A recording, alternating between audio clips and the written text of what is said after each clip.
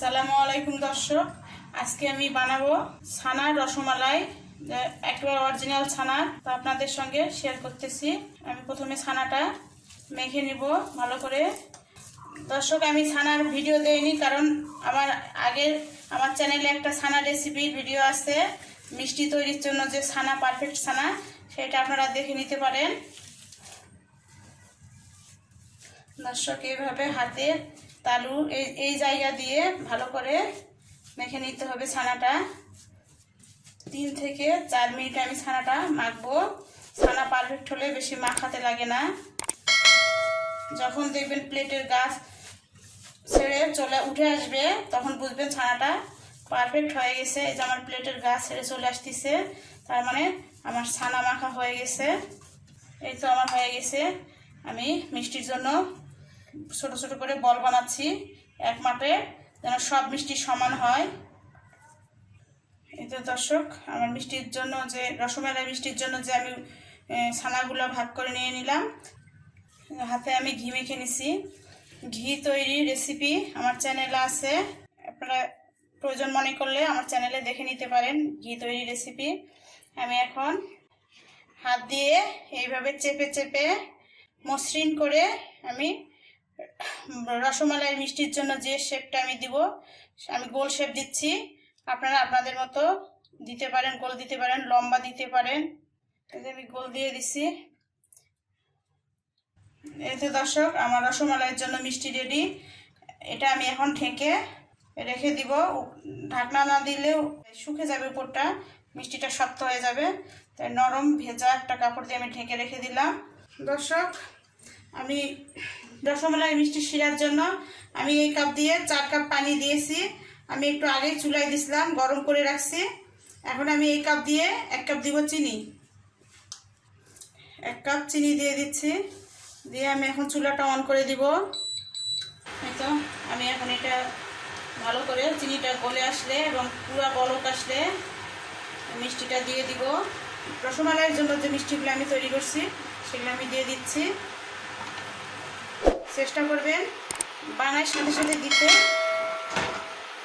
ঢাকনা দিয়ে দিচ্ছি। এটা এখন হাই হিটে আমি 20 মিনিট রান্না করব। এবার দর্শক, 10 মিনিট পর মিষ্টিগুলো আমি আলতো করে একটু দোলা দিচ্ছি, যেন একসঙ্গে লেগে না যায়। এইসব মিষ্টিটা অনেক নরম থাকে। ঢেকে আরও আমি 10 মিনিট রান্না করব। এই তো দর্শক, রসটা অনেকটা ঘন হয়ে আসছে। তাহলে পাতলা রস লাগবে, নাহলে শক্ত হয়ে যাবে। এই জন্য আমি 2 কাপ পরিমাণ ফুটন্ত গরম পানি দিয়ে দিচ্ছি, তাহলে মিষ্টিটা শক্ত হবে না। ঢাকনা দিয়ে দিলাম। এই তো দর্শক, এখন আমি একটা মিষ্টি চেক করব, মিষ্টিটা ঠিক ভিতরে রস ঢুকছে কিনা, মিষ্টির শিরাটা। এটা পরীক্ষা করার জন্য আমি এখানে বাটিতে হাফ বাটি পানি নিয়েছি। দেখতেই পাচ্ছেন মিষ্টিটা উপরে ভেসে নেয়, নিচে বসে গেছে, তার মানে মিষ্টিটা কুক হয়ে গেছে। দর্শক, আমি এখন চুলাটা বন্ধ করে দিয়ে ঢাকনা দিয়ে ঢেকে রাখতেছি ঠান্ডা হওয়া পর্যন্ত। তো দর্শক, রসমালাই যে মিষ্টিটা ঠান্ডা হয়ে গেছে, এটা এখন আমি সেঁকে রেখে দিব। তো দর্শক, আমি এটা সেঁকে রেখে দিলাম। এখন আমি এই রসমালাই যে মালাইটা, সেটা এখন তৈরি করব। এটা দর্শক, আমি এখন এই যে দুধটা, আগে আমার 1 লিটার দুধ গরম করা ছিল, গরম করে স্বাভাবিক করে রাখা ছিল, সেটা আমি দিয়ে দিচ্ছি।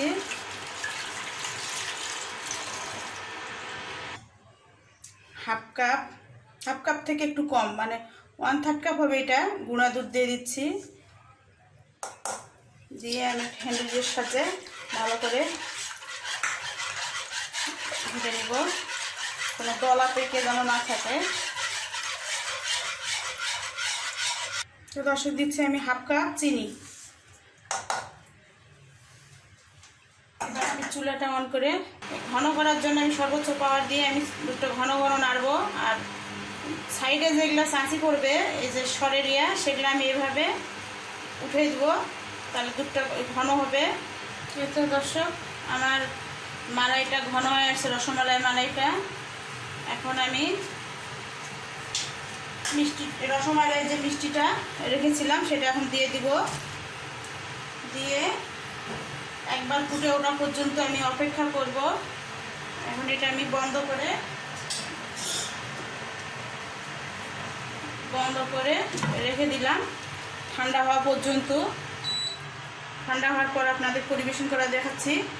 ঠান্ডা হওয়ার পরে এই যে রসমালাইগুলো আমার এই অবস্থা। এটা সারা রাত রাখলে আরও ভালো হতো, কিন্তু আমি ভিডিও শেষ করব দেখে আমি এটা আপনাদের পরিবেশন করে এখন দেখাচ্ছি। এই তো দর্শক, আমার রসমালাই রেডি। আর আমার রেসিপিটা যদি আপনাদের ভালো লাগে অবশ্যই আমাকে একটা লাইক দিবেন, কমেন্ট করবেন, শেয়ার করবেন, আমার চ্যানেলটা সাবস্ক্রাইব করে আমার পাশে থাকবেন। আমি একটা মিষ্টি আপনাদের কেটে দেখাচ্ছি, দেখেন কতটা সফট হয়েছে। এই যে বুঝতেই তো পারতেছেন কীভাবে বসে যাচ্ছে। এই যে দেখেন, আপনারা এইভাবে বানাবেন, খাবেন। আসসালামু আলাইকুম।